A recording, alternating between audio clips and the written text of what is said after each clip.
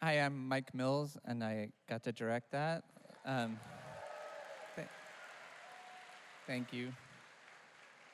And I'm going to bring out some people, but first I just would really like to thank the National for being so sort of wildly generous with me and wildly trusting with me. And it was really just one of the funnest things that ever happened to me creatively in my career. So Matt from the band and Bryce are going to come out, and we're going to do a little Q&A. And we have a special moderator tonight, Julien Baker. Julien Baker, our dear friend. Julien, why don't you go right here? Why don't you go here? Oh, where do you want to go? You should sit wherever you want. Oh my gosh. Oh, I kind of wanted that one, but... we've known Julien for about 4 or 5 years, and we put her in the awkward position of making her ask us questions, but she was gracious enough to do it, and we're lucky to have her because she's so smart and cool, and her questions are going to be brilliant. They bribed me with like stroking my ego to do this show. Anyway, yeah. Take it away. Take it away. Well, first of all, thank y'all for having me. I was absolutely in love with the film and the record. So tell me, just for my own, I'm gonna try not to ask you like lame deadpan questions, but tell me how this idea came into focus as a dual, like visual film project and a record that's sort of like has a clear narrative aspect to it. Was that always clear from the beginning? I know it's hard to pinpoint when things come into focus, but did you sort of have an idea? It was very unknown, and the whole project had a lot of just sort of faith in the unknown. Who knew how long the film was going to be? Who knew if the film was going to work? They gave me all the tracks to their songs, which are some were pretty fully formed, some were sketches, and said, do what you want with them. So the whole thing was like very unknown.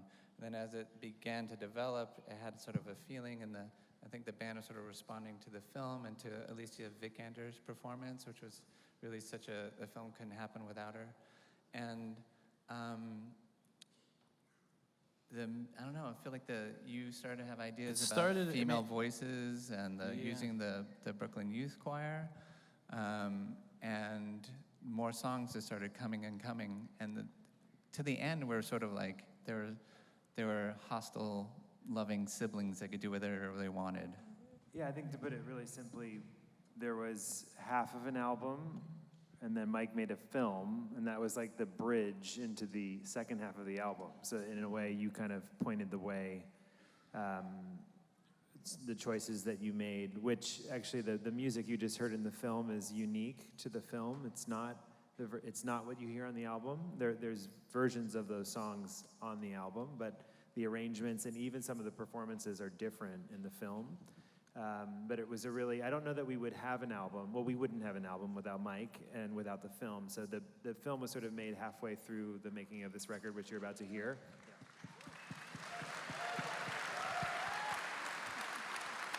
Yeah, we're all like still in a state of shock. We'd all still have families if it weren't for this album and this record. But yeah. But no, just kidding. Yeah. And so you're gonna when they play in a second, you're gonna hear the whole album, which is some of the songs in the film, but plus like 7 or 8 more new songs. Right. And then the ones that he took, he tore them all apart, and so the film actually changed all the ones that we gave you in the first place. Those all went through a different phase and became kind of different versions of them. So it just kept going back and forth until both felt like they were about getting close. And then the album, or the film was finished first, and then Mike, when that was kind of done, then he moved fully into sort of the studio and put on sort of the producer's You guys give me way too much credit. Way too much freedom. So it sounds like the film and the creative process of the record were sort of mutually influential to each other. How much did you communicate and do that in tandem, and how much was it sort of you getting a film back and integrating how that film informed your songwriting, or how that informed the evolution and the development of the characters. Because like, as you're describing it now, it was sort of a loose idea, half of a record with not so flushed out of a narrative sequence, and then the film informed that. Mike took an old French film that was black and white and kind of chopped it all up, and then put pieces of our music with all these pieces of this French film that kind of gave us. This was like after a few months of just idea cooking or whatever, and then he came back. He's, listen, I have this idea, and he showed us something that was maybe 5 minutes long that had our music sort of woven through fragments. What film was it that you tore apart? Some French film. Not gonna say. Not a French film. Anyway, it was artful. It was black and white and artsy fartsy, and he had me at artsy fartsy. So yeah, and so we kind of got a sense of how he was going to pull apart our songs for his purposes, and that kind of liberated us to pull them apart more and just rethink all those things, and then it spawned a whole new phase of new inspiration to finish it, sort of. And half the songs were written informed by his film in the script and everything. So. Wow. And you showed us versions of this. You showed us the script, you showed us pieces. And there's lots of back and forth and showing different versions of the edit and slightly different versions of the songs, and Matt kept doing new versions of the lyrics to kind of help the narrative of the film. And then Bryce recorded all these female vocalists in Paris, and we put the female presence in, and developed the strings and then the choir. And so it was a very iterative, fun At one point I ran out of steam, and my wife, who I always write with, she wrote You Had Your Soul With You and Hey Rosie and finished a bunch of them. So she kind of picked up the baton in some of the lyrics and melodies and everything. A little bit also because the film was so, it was much more than our normal records, where it's a lot of it's through my perspective. There was all this much more bigger window for Corinne to jump in and kind of write some that were on her own with you guys, and I wasn't even involved. I sing them well, but so that was a big phase of it too. In the whole, we opened it up to a lot of people coming in and putting their hands all over it and stuff. Yeah, I was gonna say this record seems like new terrain in that you are relegating a little bit of the literal voice of the, say, having incorporated female vocalists and pioneering like new perspectives, not from your own like individual lived experience, but not in a way that forfeits your artistic watermark. So was that something that you always set out to do with this record, with this film, or was it something that just sort of happened?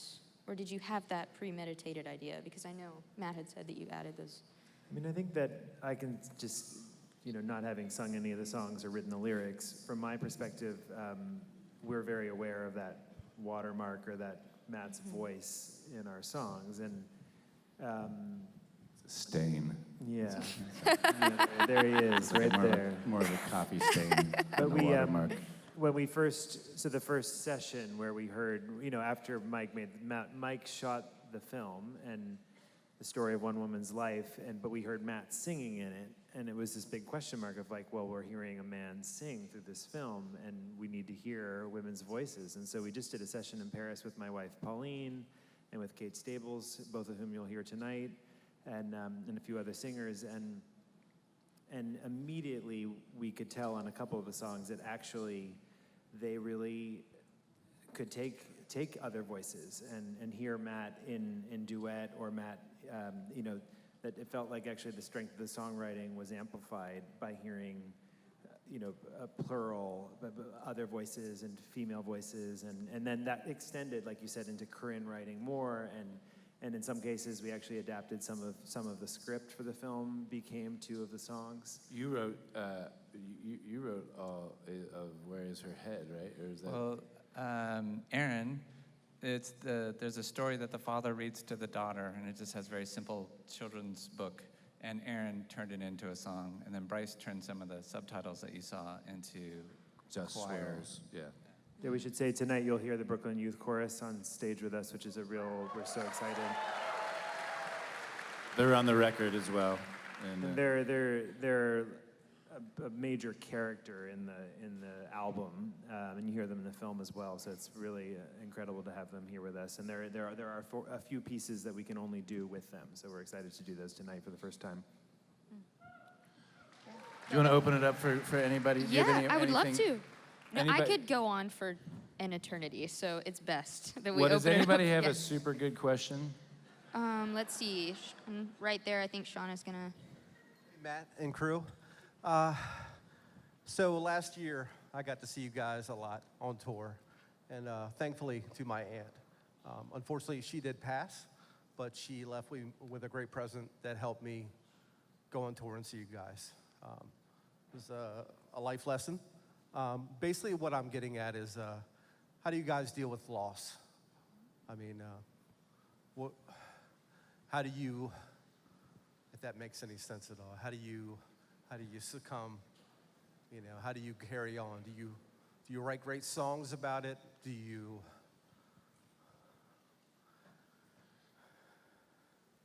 Loss? Loss of a loved one. Is that, oh, gosh. I mean, I don't know. I mean, it feels like we're always losing things and gaining things, and we're always trying to. I mean, I haven't. We've all lost a lot lately, and on global levels and individual levels. Everyone's going through constant versions of loss of friends and themselves. Sometimes you lose yourself.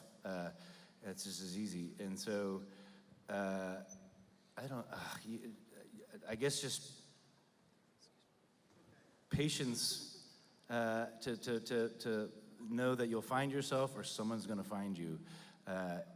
You're not alone, and we're a fabric. We're not alone. We're not solitary. Everything we are is a combination of everything we've been influenced by, and so we're just a part of a fabric. So feeling loss, or you're losing something. You're in it together, and I don't know. Everything you lose, I think there's ways of replacing it somehow with things all around you. I don't know. That's a broad question. It's hard. Sometimes you just don't get stuff back either, and you have to be at peace with that. So government and kindness. Sometimes it feels like we're at a loss for that, but. I can say Anyone really else have quickly. any thoughts on that? I do actually. If you live here in the city, do you? Did you travel here, or you're here? Okay. Well, there's actually a book that I just read, and then there's a play about that book called "Grief is a Thing with Feathers." It talks a lot about loss in a really profound way, which I won't go into. It would take me an hour to describe it to you, but yeah, I actually saw this play last night, and it's all about loss.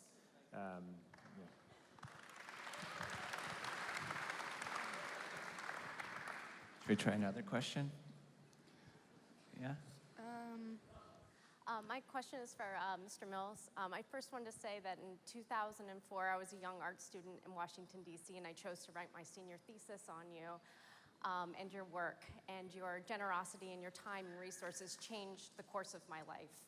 And it led me to meet my husband, not leave him. I just met him. No, we've been together for 10 years. We're celebrating his 40th birthday tonight. And I just first wanted to say thank you. And there were a lot of things in this film that rang true to me about being a younger person. I was introduced to you as a graphic designer to start with, and I wanted to hear a little bit more about your use of color and type in addition to choosing a black and white film and using music as a tool to express emotions.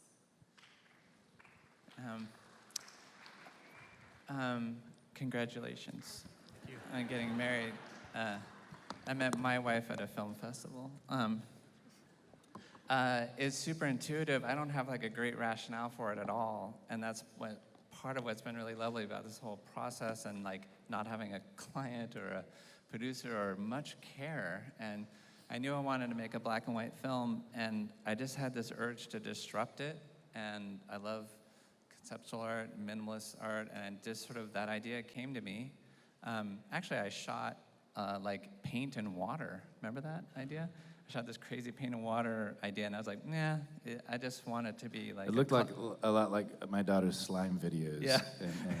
And I think kids are which over are that. beautiful and amazing. They are, yeah. But So anyways, just the been done. blankness, the open-endedness of it fit the music, fit it better. maybe one more. Yeah, maybe one more. Why do you pretend like the first album doesn't exist? Why? It is the best album you guys have made.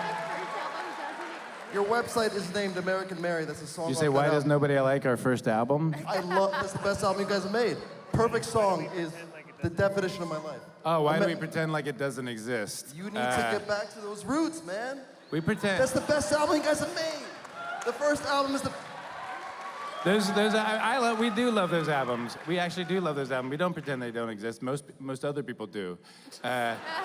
But they are like, I think we see those records and they look like zitty high school prom pictures where we, got a corsage and long necks and greasy skin. That's what they sound like a little bit. But none of us are ashamed of those records at all. I love them. It was when we were figuring out how to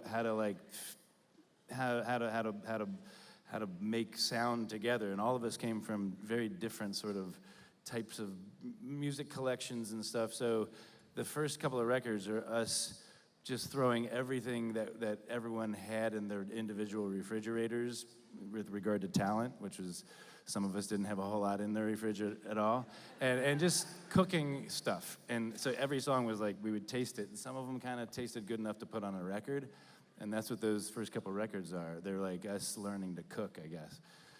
And actually, the closest thing to that for us now is what we're going to do tonight, where we're on stage playing songs. The paint is still drying. We barely know what we're doing, so it's like we're. It's a messy So kitchen. thanks for Anyway, thank you thanks for guys so bearing much. with us. Thank you. Thank you. Thanks.